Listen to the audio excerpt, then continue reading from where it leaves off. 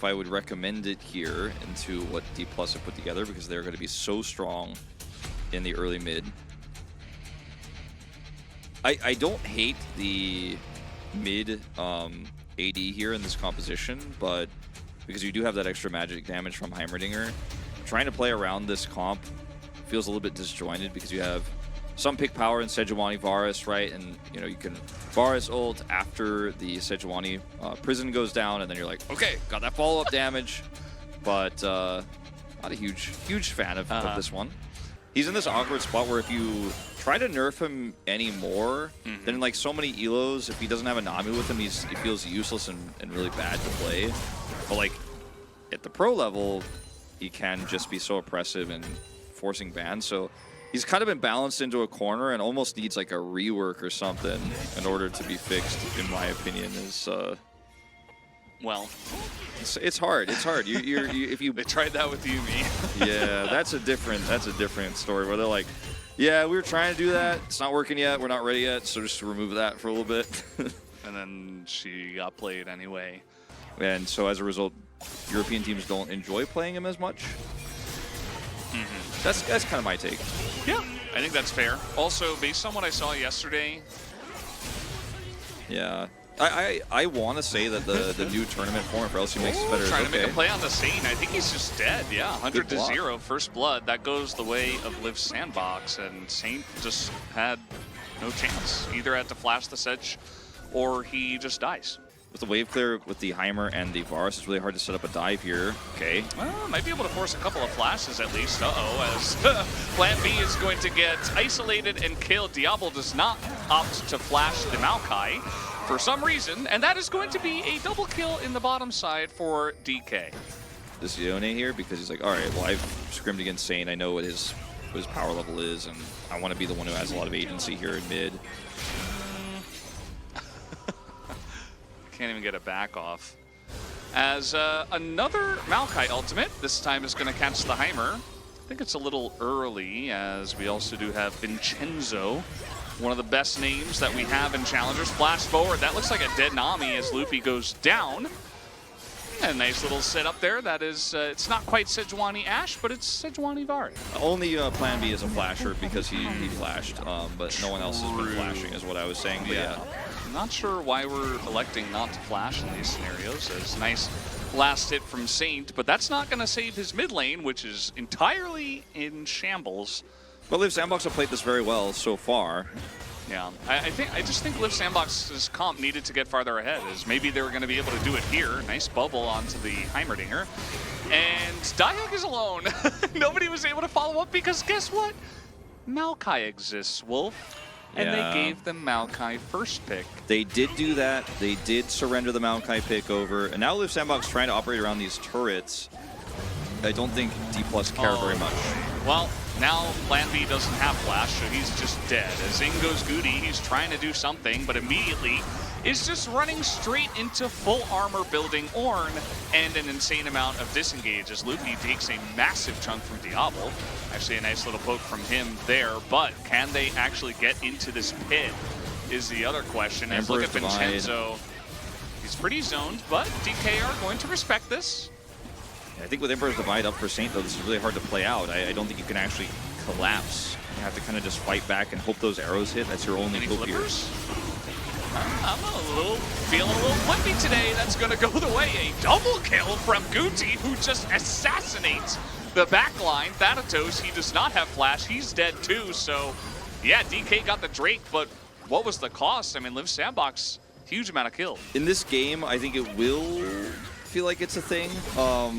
But so far, I think D+ need to be a lot more clean with their engages. Yeah. That's a Renekton taking a lot of damage, but Guti is 3-pushing bot. Guti is going to get away from that Maokai. That makes it 4v3 in the mid lane. You see that Thanatos doesn't really take damage, but again, it's not really about Thanatos. It's about if they can do damage to that backline. You see Diehug is trying to get in there, but not quite able to. Thanatos does tank out an insane amount of damage. Tank out. Tank up. Tank up. Tank in. Down. Tank off. The damage. He's fine. He's actually going to TP in a mid. Well, this is perfect for D+, because I think this is a really risky call for Liv Sandbox, because, yeah, you know Maokai's top. So you're like, okay, we can siege, we can pull this off, because he's up top. We have the numbers advantage here. They don't know about him. They do see Guti in the pit now, I believe. They do have that one, as here we go.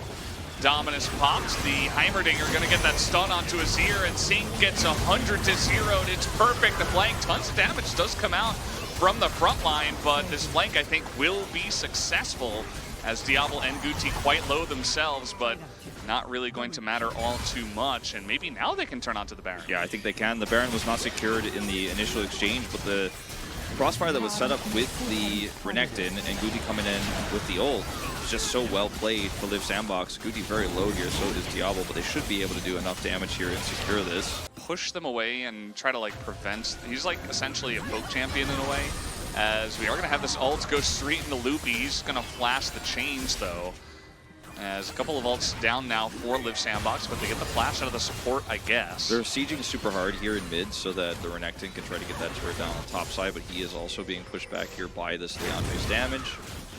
So this is a really good defense so far here for D+. Bottom inner is already down, so there's no threat there. And if Sandbox, the Baron is expiring, they're going to back away here.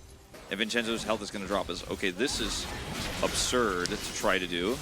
Yeah, I mean, they're going for this. Saint is around. You see that they will be able to get this down. Lucid cannot get into the pit. He throws out his ults. He really wants to force this fight. A big Ornhorn going to hit the front three, but Saint, once again, a bit out of position, but a very nice flash is able to get him right into position, as DK are trying to follow a fight here, but actually Liv Sandbox not able to get in there. Diablo with the snipe onto Saint, as now Dahyuk trying to get into that back line, trying to get on top of the Lucian, can't quite do it. Down he will go, but he has opened up a lane for the rest of his team to push in, as Diablo another kill, as Liv Sandbox, once again, they forced this fight on the Baron, and it is working out for them. Yeah, that was actually really cleanly played. Some of the aspects of the team fight for D+ were good, like Saint's flash there and the Emperor's Divide, but he still just then stood in range of Diablo's arrows and was pushed out of the fight right afterwards without flash. And Liv Sandbox might just win the game from this. I mean, they don't have enough necessarily to actually push for the Nexus. So they're going to stop it back here. Maybe they can.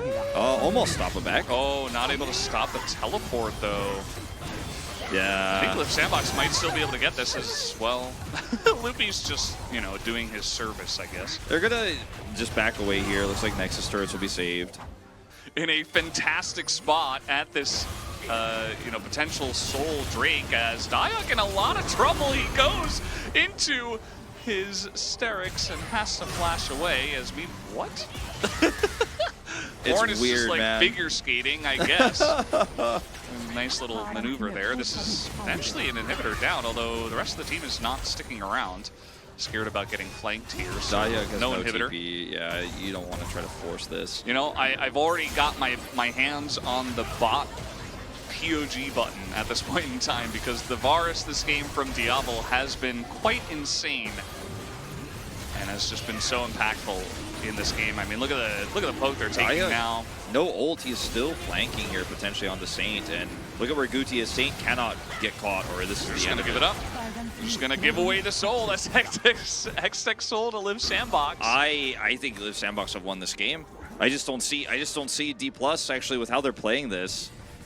I can't see them recover. I mean, now you could just siege the base. There's only one Nexus turret left up. This is going to be the bottom inhibitor at worst case scenario for Liv Sandbox. I think they can push for even more. And yeah, in these fights, you're like, I don't know where Dahyuk is, but they haven't been able to track his dominance isn't up. They haven't been able to track he doesn't have flash. I think they could have collapsed on him, but they kind of let him go over. And with Guti there over the wall with this Yone, they're like, I just don't want to play this one out. And he still has ult, speaking of. Okay. Heimerdinger threw a rolled up newspaper at it as Dahyuk goes in and goes down. A little bit confusing there, as now a double Ornhorn. The damage still insane from Liv Sandbox, but now Plan B is going to go down as Lucid decided to scream "Witness me" into the jungle, and does go down. Liv Sandbox are going to get away with a lot of their streaks that they got going on as well.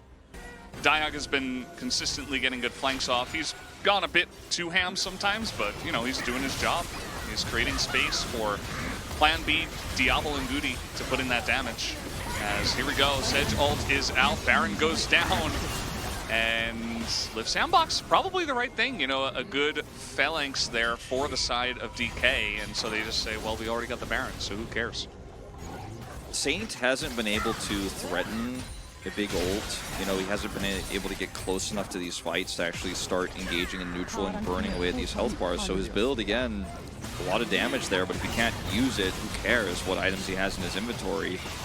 Very low damage I think we'll see from him at the end of the post game, whether they win or lose, compared to what a normal Azir at 40 minutes with this itemization would have, because after he got punished and picked so many times, I think he's playing scared here, isn't willing to actually make that scoop, you know, the shuffle into Emperor's Divide happen with Zhonya's, and he needs to be willing to do that because he's the only one who could save this game. If he sets that up, then Thanatos hits a big ult, and then suddenly the Lucian starts popping up. He's got GA now. Like, that's how you win this game as D+. So time to stop being timid. Time to be ready to carry this game. As right now you're going to be sitting behind these minions for another few minutes before the Elder spawns, but got to be ready. The Seraldus Varus is not holding back. If anyone steps up to do anything, they just get smoked in the face, essentially, as Lucid is like, I'm the tank, right? I have to be in the front, but he is not taking much as immediately he dies. How did he even die? Like, that was insane. As now even Thanatos cannot tank against anything, nearly dies to just Hextech Soul, as Ingo's Goody is just going to take him down. The Live Sandbox, they have broken the back of DK here. As Rahel is alone, but probably not for long. He will join them in the Death Chamber surely in a moment. Surely. He's trying to go forward, and yeah, he's just going to get stunned up. Did have GA, surprisingly, but down he will go anyway, as Rahel is on a mission. Okay, gonna take out the... yeah, Goody goes down. Either way, Live Sandbox is gonna take game number 1. And a very nice beginning upset. Perhaps we'll see Pulbay for game 2. Yeah, I mean, if this was a very important match for your regular season, or if it was going to be something that decides, you know, okay, where are we going in playoffs? Are we making playoffs? I think 100% you see Pulbay in. It is a match that could decide whether KT is going to be in first place after this week or not. So it is still important, don't get me wrong. But yeah, look at that damage for the Azir. Half of the Lucian's damage. As mentioned, like, that's really low for the build he had. I think he was just super scared this game. And yeah, Lucian did a lot of damage, by the way. Rahel played like a god. Unfortunately, he was a little bit alone. And I think that from ahead, the Varus is just a lot more punishing, right? There's only so much the Lucian can do in this position. As Guti will actually steal PG away, which means that literally no one on the Korean side actually voted for the AD carry. They all voted for Guti. Yeah, I don't really get that. I mean, he did set up the early game alongside of the Sejuani, but that kind of felt like a two-man squad, you know, getting the Yone ahead. And he played well, but... And, like, he had some of those, like, really nice ults in some of the earlier team fights, but after that, it was, like, all Varus all the time. And the reason why I am so on the Varus train here is because what Guti did wasn't actually game deciding. He got the team a lead, but then their comp struggles in late game if those Varus pokes aren't so pristine and so good. And, like, yeah, he got them a lead, but then they didn't actually get so ahead that it was, like, over by default, right? Like, he actually had to, Diablo, play that Varus to a T in the later parts. So that's why, for me, he was the player of the game.